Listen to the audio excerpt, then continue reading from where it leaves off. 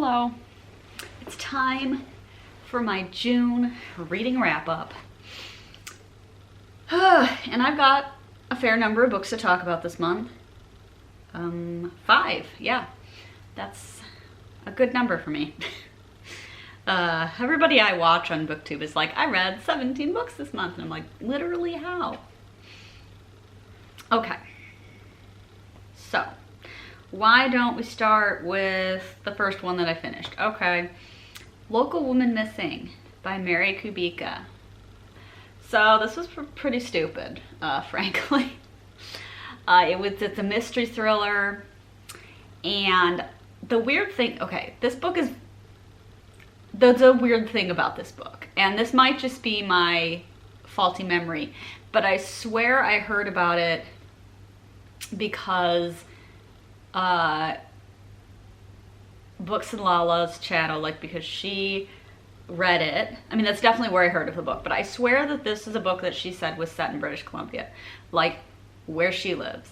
And so I'm just either I'm mistaken in the book or somehow the audiobook changed the setting because this book is set in the Chicago suburbs, which is where I live, so that kind of freaked me out. I was like, does this book know where I live? Like, what the fuck? I mean, it's a non-specific suburb that apparently has a university in it, or a college. So I did spend too much time being like, is this Evanston? But anyway, it's a stupid book, okay? And if that's your thing, fine, but it was stupid. God, what's the plot? This girl... Okay, well, I feel like the description of the book, you know, on the sleeve or whatever, led me to expect something other than what it really was. But I was expecting something that goes from like, oh, this girl goes missing, oh my god, we have to find her. But it was actually not really quite like that. Like, yes, a girl went missing. God, I don't even know how much of this I want to explain, but it kind of pops back and forth between two timelines. Actually, no, 3 timelines, because you've got the mother character in the past, and 11 years in the past, and we know that she ends up dead pretty early on in the book, but she is speaking to us from like a couple of months before the events that lead to her death. And then you've got this neighbor character who is speaking to us from the events, like literally starting on the day that the woman and her daughter go missing. And then you've got the brother in what you might consider present day, when a girl has turned up that they believe is the missing daughter. Now, there's also some other stuff, but I just gotta say, I think that the ultimate conclusion was straight up insane. And I think that having 10 full years pass, or 11 years pass, is really part of the problem here. Like, if it were a much shorter period of time, then I would believe what they have happen. But it's 11 years, so I just don't believe it, and I just think it's ridiculous. I also don't think it's a well-written book. It really reads like, fucking reads like somebody's trying to meet a word count on an essay for school.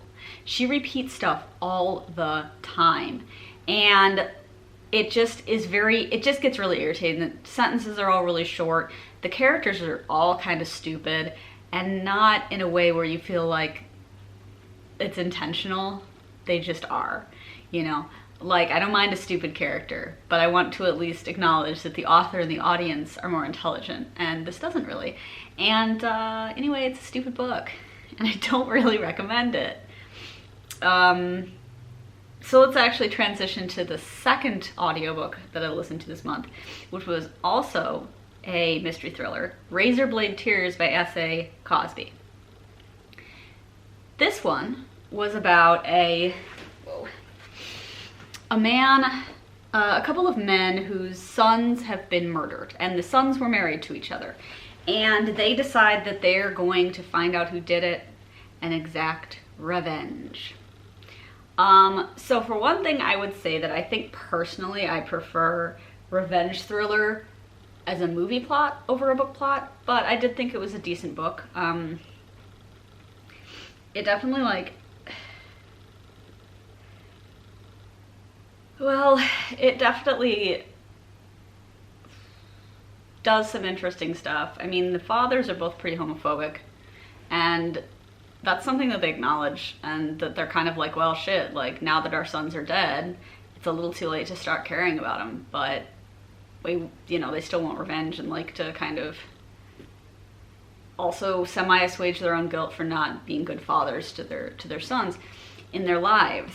And it's interesting. It's an interesting... Also, one of them is black and the other is white, so that's another element. I think it's worth mentioning that their sons were not murdered because they're gay. It was related to some whole other thing that was going on. So I just wanted to throw that out there, because my assumption going in was that this was some sort of gay bashing murder, and it was not. But I thought it was a pretty good book. Yeah, I mean, it had some interesting things to explore with these characters, like from their perspectives of, being kind of middle-aged men who, both of whom had, maybe I should specify this as well, they'd both been in prison when they were younger. Like, they were both in gangs of some sort when they were younger, and that led to them being in prison. So, like, they are both kind of violent men with that kind of history.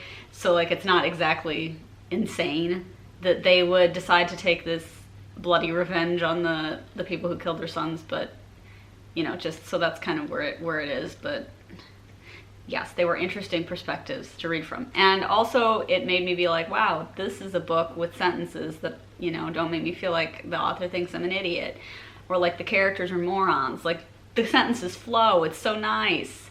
So anyway, okay, so that was that. Now, I was really about the mysteries this month, because I also read Mystic River by Dennis Lehane.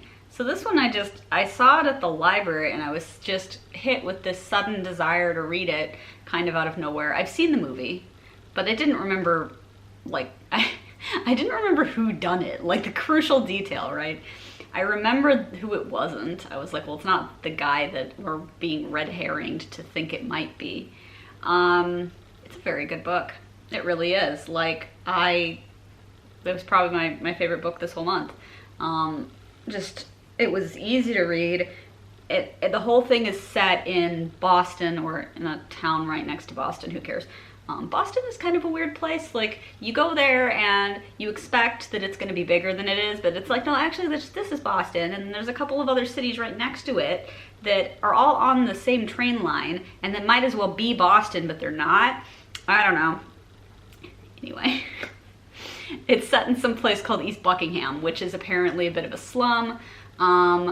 It's a poor neighborhood, and it has a couple of different areas. Anyway, it doesn't matter. It is an incredibly Bostonian book, which is just I love reading stuff like that, because I like reading something and just feeling like you're immersed in the culture, and just kind of, I'm not from Boston, I know fuck all, but recognizing that, like, the things that they talk about and care about, I don't know, it builds an entire picture. And so the basic plot of this one, kind of similarly to Razorblade Tears a little bit, is that the daughter gets murdered. And it's about these three men, and primarily it's about these three men who were friends when they were children growing up in this neighborhood. One of them is now a cop assigned to the case, one of them is the girl's father, and one of them is a man who returned home that night covered in blood. Naturally, his wife is a bit suspicious. It's a very good movie that I would definitely recommend. But yeah, it's a very good book. It definitely, like, made me cry. Not that that's hard, but it deserved it, though. It deserves the tears. So it's interesting. It's interesting because, you've got all these different perspectives who are all also thinking a lot about their own lives and just, like, their own relationships. And there's just a lot of layers to it, I think, and a lot of characters. And character relationships, and like you see different characters from all these different perspectives. And it's a sad book, it really is. Like, the man who committed some sort of murder, his whole backstory, well actually the backstory of the three kids, in general the three men, when they were boys and friends, you get it, was that one day some guys pretending to be cops rolled up in a car, and because the kids were getting in a fight on the street, and we're all like, oh, you're in trouble, you have to get in the car, and the one boy did, but the other two refused to do so. And then he ended up actually having been like kidnapped, obviously, by these creepy dudes, who he escaped from a few days later, but naturally that entire experience affected him very badly.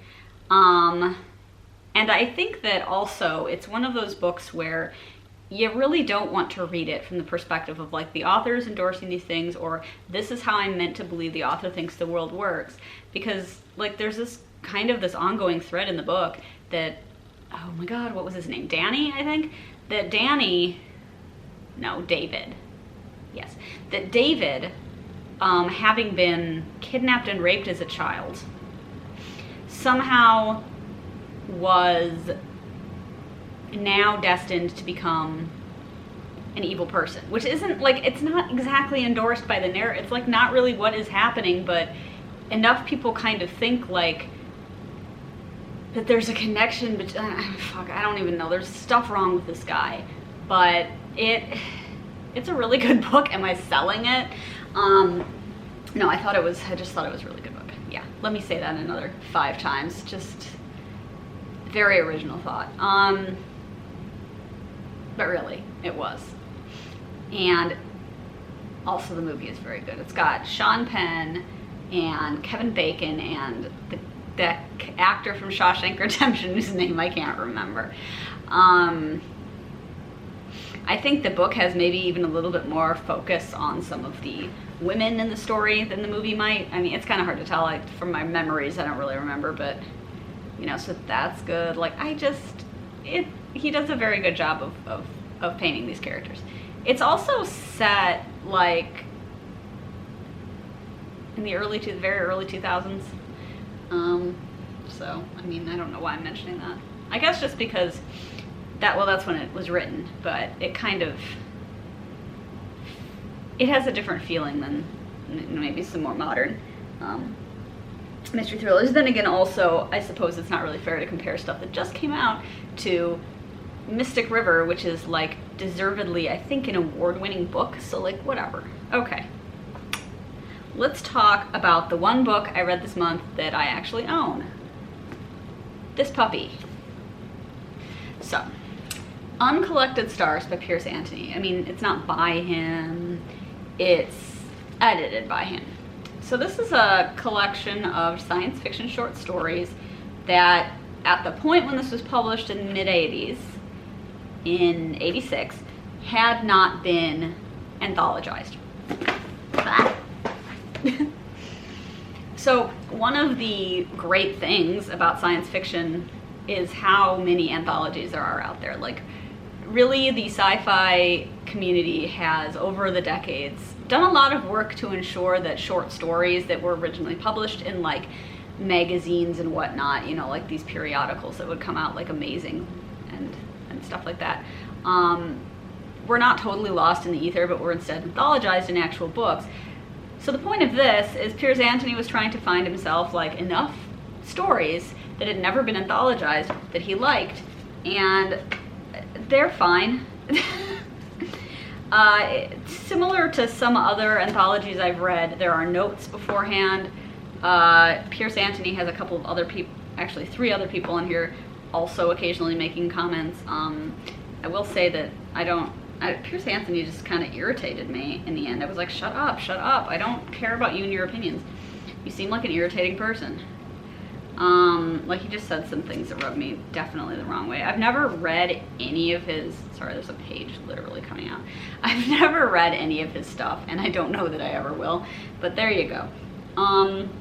What did I like? Okay, let's have a look at the list and see if I can remember.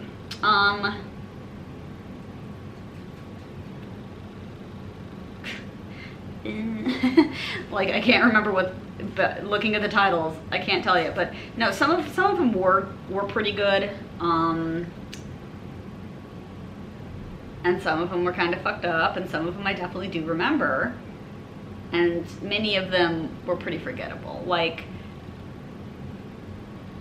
I think for short sci-fi for me, I really want the stuff that's just absolutely wild or very well written, and the kind of general I'm less enthused about. Like, oh yeah, well here's another sci-fi short story that's like workable. It's like, no, I don't, you know, if it's not doing anything new, if it's not doing anything that like really like appeals to me. But some of them were interesting, and some of them did things where I was like, oh yeah, that, okay, sure. But some of them you can kind of tell why they hadn't been anthologized. Not that any of them were bad, it was just kind of like, yeah, this is not remarkable.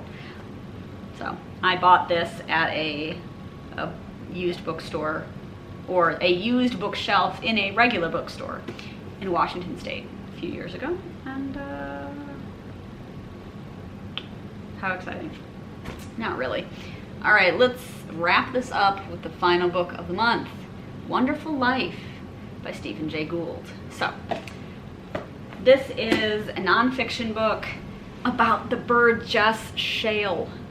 My man, Stephen Jay Gould, studied the Burgess Shale to some degree and worked with, professionally, a lot of the people involved in reanalyzing the fossils from the Burgess.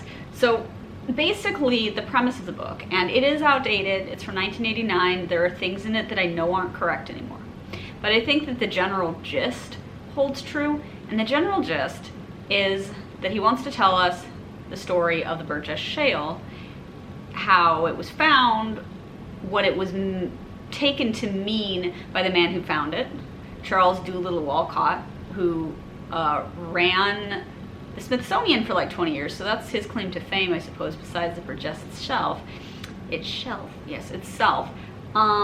then how decades later, some other anthropologists, or paleontologists, I guess would be actually the correct term, never mind, some paleontologists had a closer look at these fossils and discovered something which really turns the entire concept of how people conceived of evolution on a grand scale upside down. So what I mean by that is that you probably learned about evolution in school, you've probably seen diagrams that really show kind of here's a single ancestor, and then diversity increases and increases until you come to the present day when there is this awful source of species. But that's not really what happened. And we know this because of the Burgess Shale, at least in part. Because what they found was that many of the creatures in that shale, and this was from just post the Cambrian explosion, I think, so this is a long ass time ago, many of them represented phyla that do not exist anymore. They couldn't be classified as specifically as members of phyla that exist now. And so there it suggested that actually there was a large increase of diversity of different kind of like body types and whatnot very early on in multicellular evolution. And then that was kind of winnowed down over time. Also, it suggests as well, when you look at these things, if you look at them by numbers, by how many there are, you know, how many different kinds in each phyla, there's nothing that can really suggest which ones would ultimately succeed.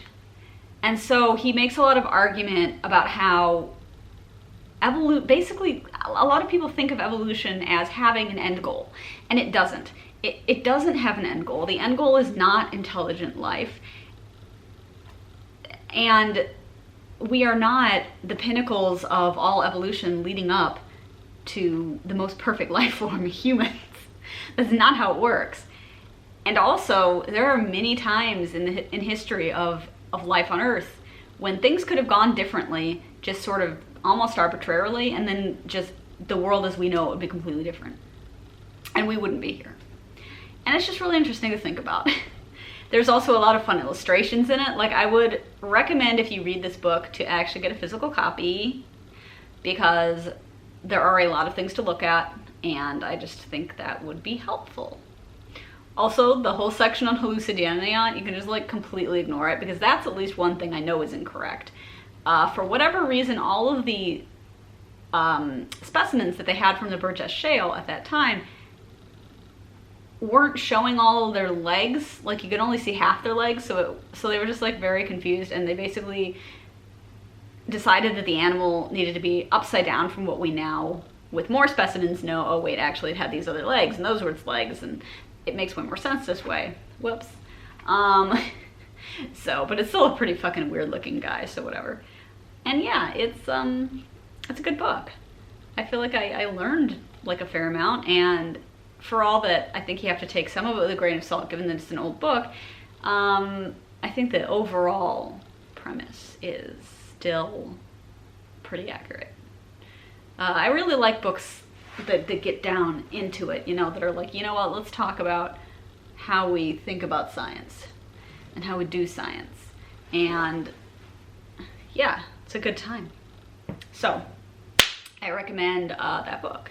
And also, that means that my 20 book challenge for the year, I am halfway there, which is exactly where I should be at the end of June, and I'm happy about that. I mean, this month I read like 3 books from my list.